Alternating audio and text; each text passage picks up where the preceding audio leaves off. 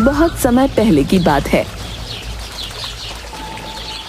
रायगढ़ में अचानक से चिड़ियों का दिखना कम होने लगता है। उस नगर में रहने वाले लोग पक्षियों से बहुत प्यार करते थे। वे रोज अपने घर के बाहर चिड़ियों के लिए दाना पानी रखते, लेकिन अचानक चिड़ियों के कम होने से वो सब परेशान थे। किसी को कुछ समझ नहीं आ रहा था कि चिड़िया आखिर चली कहाँ गईं। नगर में रहने वाला रांझू अपने मित्र स्वर्ण से, भाई हमारा नगर तो जैसे खाली होता जा रहा है यार। सही कहा तुमने, चिड़ियों की आवाज से मन खुश होता है, उन्हें देखकर अजीब सी खुशी मिलती है यार। अब तो नगर के बच्चे भी ज्यादा खेलते नहीं दिखते। हाँ, पहले सारा दिन ये बच्चे चिड़ियों के साथ इधर उधर भागते थे, अब तो बच्चे उदास हो गए।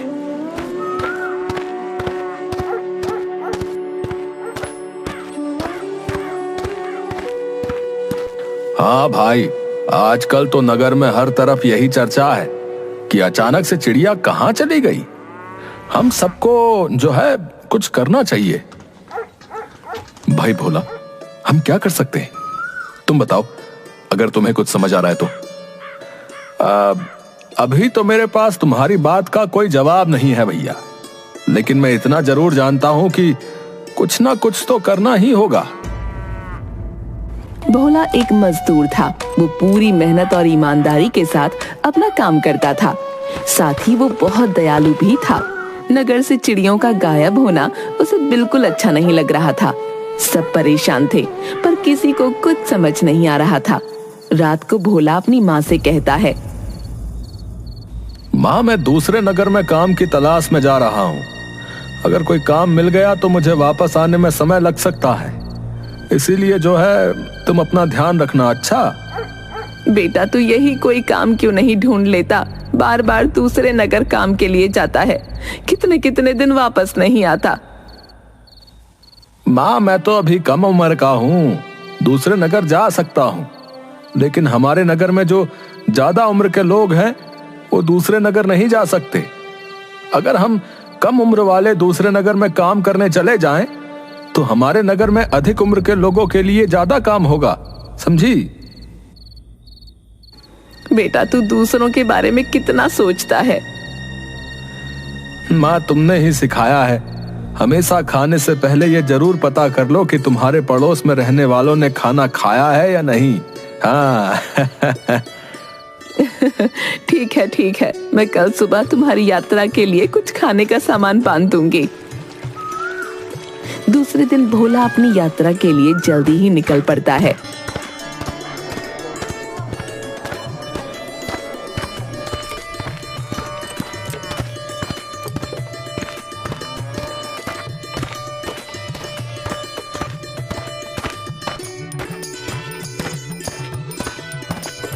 दूसरे नगर में उसे नया काम मिल जाता है, लेकिन दूसरी तरफ रायगढ़ में धीरे धीरे चिड़ियों ने आना बंद कर दिया था। अब तो एक भी चिड़िया नहीं दिखती थी, जिसकी वजह से बच्चे भी उदास हो गए। दूसरी तरफ कुछ समय बाद भोला दूसरे नगर से वापस आने के लिए निकलता है।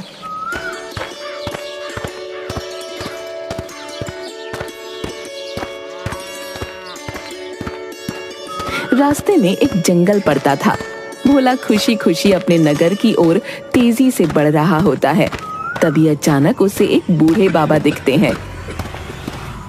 बेटा, जरा रुको, मुझे तुम्हारी मदद की जरूरत है। आपको क्या कष्ट है बाबा? बेटा, तुम्हें देखकर ऐसा लग रहा है कि इस संसार का कोई भी दुख तुम्हें नहीं है। क्या तुम मुझे इसका कारण बता सकते हो कि तुम इतने खुश कैसे हो? बाबा, मेरे पास ईश्वर का दिया सब कुछ है। ईश्वर ने मुझे स्वस्थ बनाया है। मेहनत करके अपना और अपने परिवार का पेट जो है पाल सकता हूं। फिर भला मुझे दुख और चिंता क्यों हो? सही कहा बेटा, लेकिन मैं तो बूढ़ा हूं। मैं ना मेहनत कर सकता हूं और न ही कमा सकता हूं। बाबा, आपको क्या मदद चाहिए, मुझे बताइए। बेटा, तुमने सही कहा, तुम स्वस्थ हो और मेहनती भी हो। तुम कमा सकते हो, लेकिन मैं कमा नहीं सकता हूं। क्या तुम मुझे कुछ पैसे देकर मेरी मदद करोगे? जी बाबा, जरूर करूंगा। ये लीजिए, मैंने पिछले 1 महीने में जितना कमाया है सब आप रख लीजिए। बेटा, यदि तुम ये सारा धन मुझे दे दोगे तो तुम्हारे पास क्या बचेगा? बाबा, मेरे पास फिर से मेरा शरीर बचेगा, जिससे मैं दोबारा मेहनत करके पैसे कमा लूंगा। बेटा, तुम्हारा हृदय सच में बहुत बड़ा है। तुम बहुत दयालु हो। मैं तुम्हें 2 वरदान देना चाहता हूं। मांगो, तुम्हें क्या चाहिए? आप कौन है बाबा? तभी बूढ़े बाबा एक देवता के रूप में परिवर्तित हो जाते हैं। बेटा, मैं इस जंगल का वन देवता हूं और मैं इस जंगल से गुजरने वाले लोगों की हमेशा परीक्षा लेता हूं, और जो मेरी परीक्षा में पास होता है मैं उनकी मदद करता हूं। आज मेरी परीक्षा में तुम पास हो गए हो, इसलिए मैं तुम्हें वरदान देना चाहता हूं। तुम मुझसे कोई भी 2 वरदान मांग सकते हो। अगर आप सचमुच में प्रसन्न हैं, तो आप मुझे एक ऐसा गुलेल दे जिसका निशाना जो है कभी ना चूके। ये लो बेटा, तुम्हारी गुलेल। इसका निशाना कभी नहीं चूकेगा। अब तुम अपना दूसरा वरदान मांगो। मुझे जो है अपने दूसरे वरदान में एक ऐसी बीन चाहिए जिसकी धुन सुनते ही लोग नाचने लगें। लो बेटा, इस बीन की आवाज सुनने वाले तुरंत नाचने लगेंगे, और तुम इसे जितनी तेजी से बजाओगे लोग उतनी तेजी से नाचेंगे। बेटा, तुम मुझसे वरदान में सोना, चांदी, रुपए, पैसे भी तो मांग सकते थे। बाबा, सोना चांदी तो मैं अपनी मेहनत से भी कमा सकता हूं, लेकिन वरदान में मिली हुई ये चीज मैं जो है अपनी मेहनत से नहीं कमा सकता हूं। वन देवता वहां से गायब हो जाते हैं। भोला खुशी खुशी अपने घर की तरफ बढ़ने लगता है।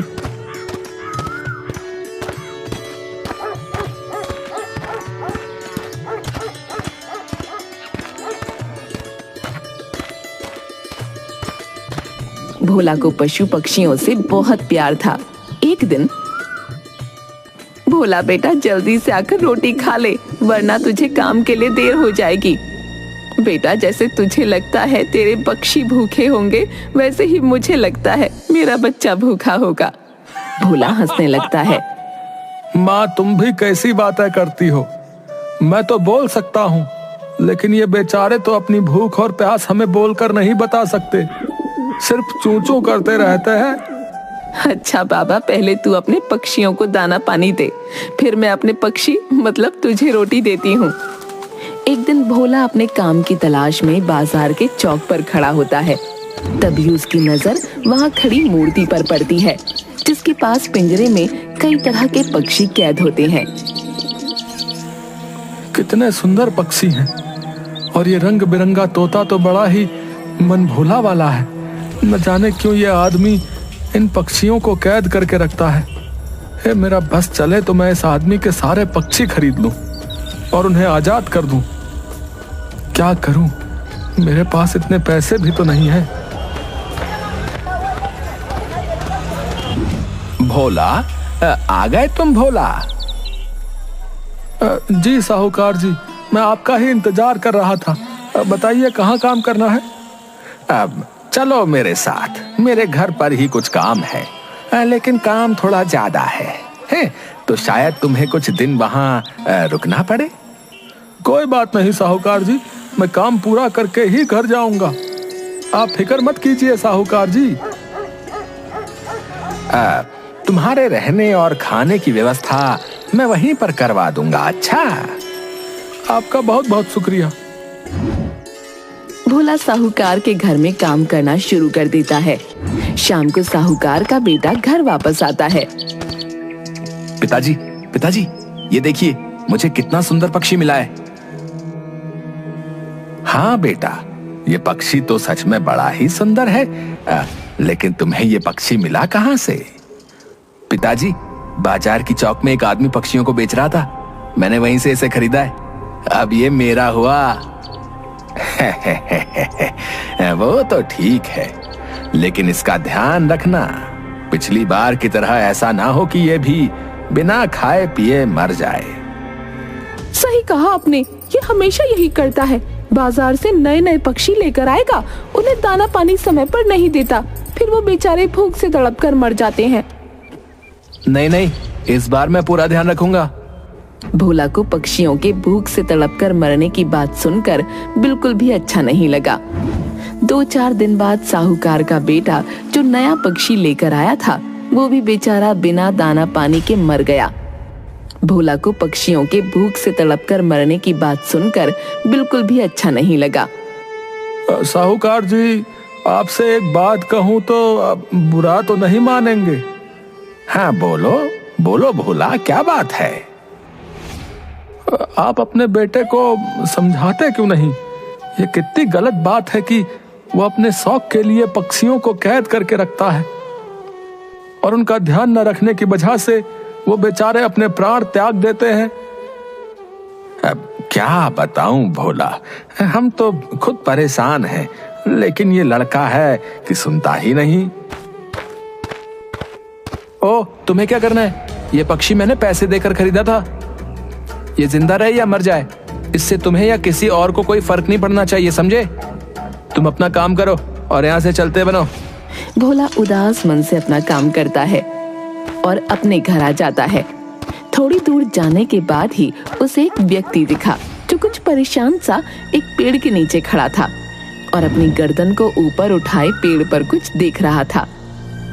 मुझे लगता है इस व्यक्ति को मदद की जरूरत है, मुझे इसके पास जाना चाहिए।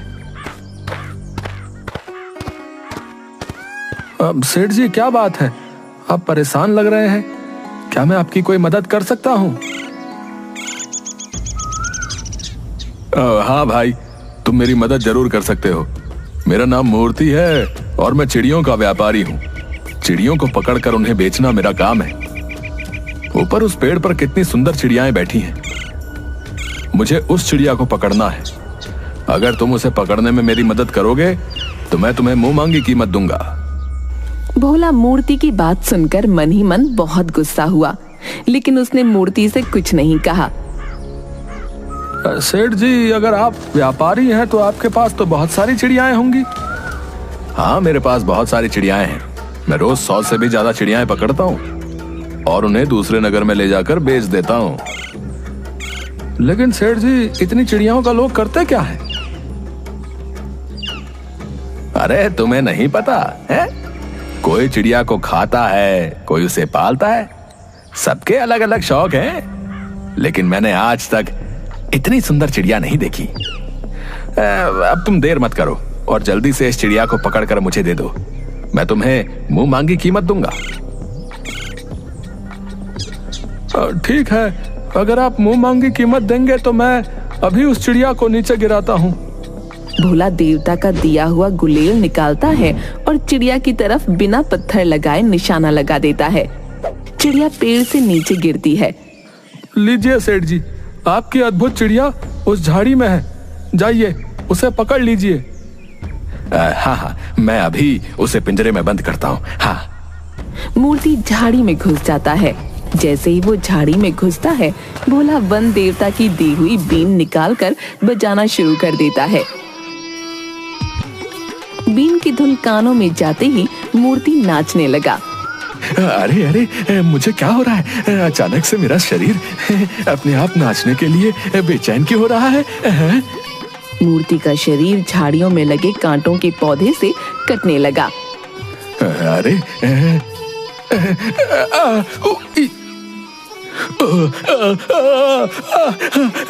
मैं तुम्हारे हाथ जोड़ता हूँ, भगवान के लिए ये बीन की आवाज बंद करो।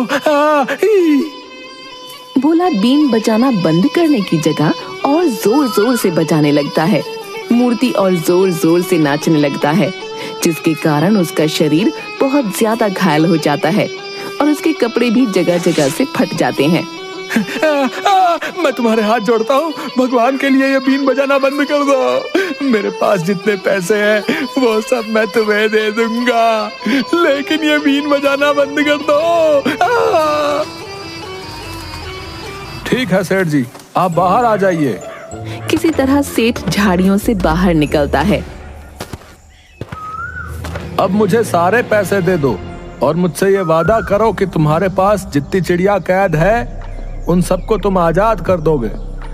मैं ऐसा कैसे कर सकता हूँ? अगर मैं चिड़िया नहीं पकड़ूंगा तो खाऊंगा क्या? अगर तुम मेरी बात नहीं मानोगे तो आज के बाद तुम्हें खाने की जरूरत ही नहीं पड़ेगी, समझे? तुम कहना क्या चाहते हो? मैं फिर से बीन बजाना शुरू कर दूंगा और तुम जो है इन झाड़ियों में लगे कांटों से घायल होकर अपना दम तोड़ दोगे। अब बोलो, तुम क्या करना चाहते हो? नहीं नहीं नहीं, तुम बीन मत बजाओ। मैं तुमसे वादा करता हूँ कि मैं घर जाकर सारी चिड़ियाओं को आजाद कर दूंगा और फिर दोबारा कभी उन्हें नहीं पकड़ूंगा। ठीक है, लेकिन अपना वादा पूरा करना, नहीं तो अगली बार जो है मैं तुम्हें नचा नचा कर मार दूंगा। भोला अपने घर की तरफ बढ़ जाता है, लेकिन मूर्ति भोला से बदला लेने के लिए रायगढ़ के राजा के दरबार में भोला की शिकायत लेकर पहुंच जाता है।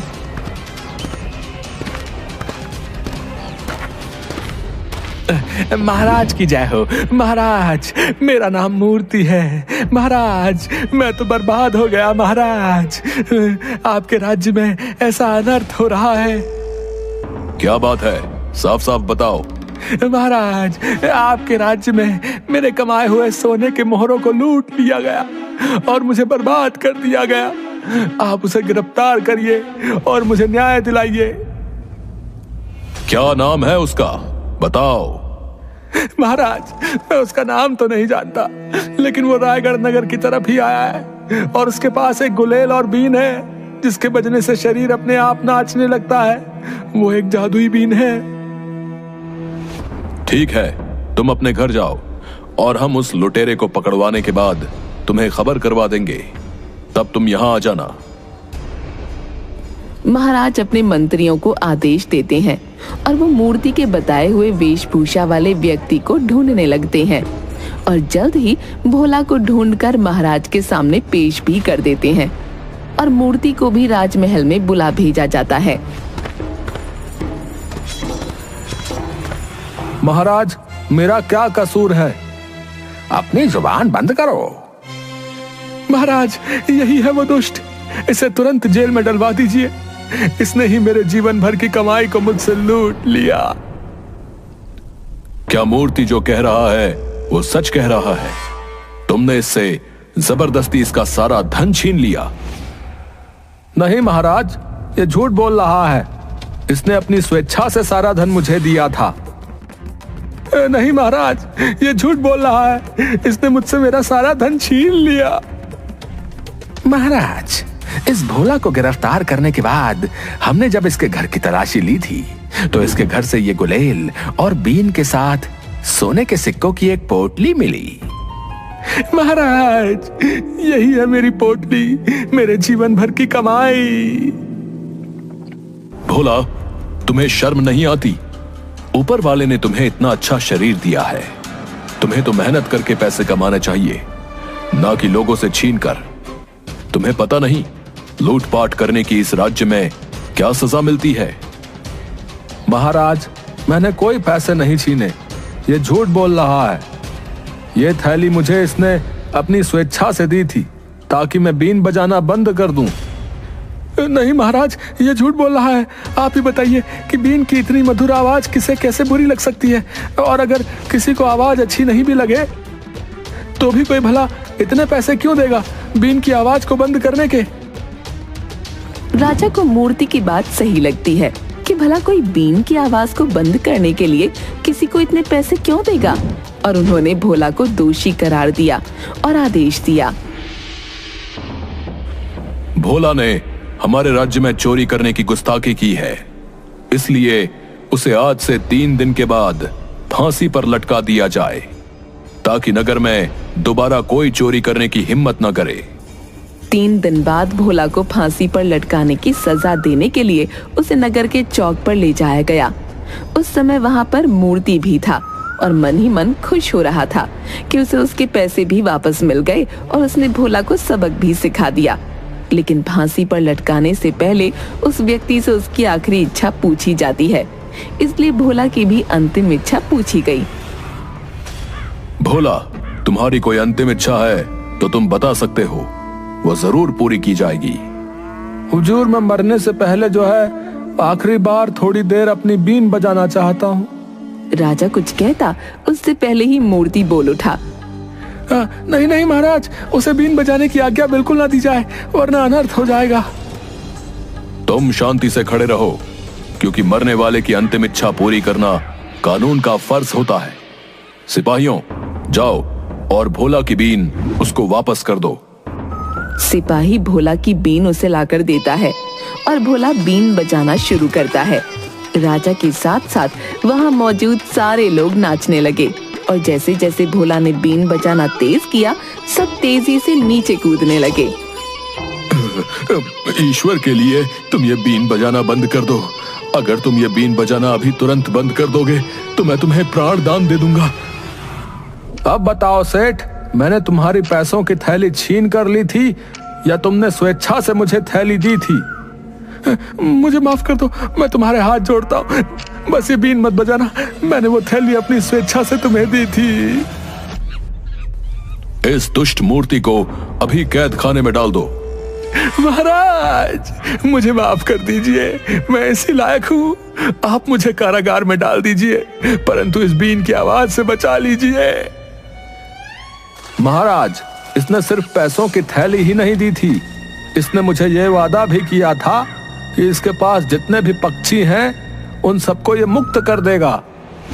राजा सिपाहियों को आदेश देते हैं कि मूर्ति के पास जितने भी पक्षी हैं उन सबको आजाद कर दिया जाए और मूर्ति को आजीवन कारावास में डाल दिया जाए। राजा भोला से, भोला, हम बाकी चीज तो समझ गए, लेकिन तुम्हारे इस जादुई बीन का राज क्या है?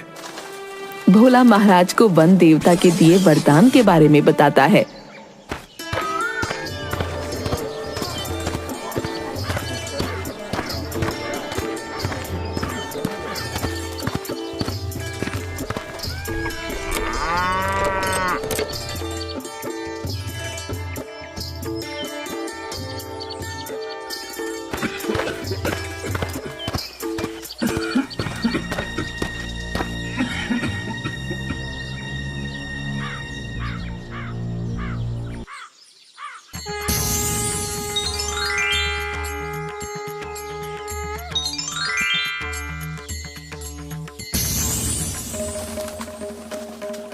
हम तुम्हारी सूझबूझ से बहुत प्रसन्न हुए।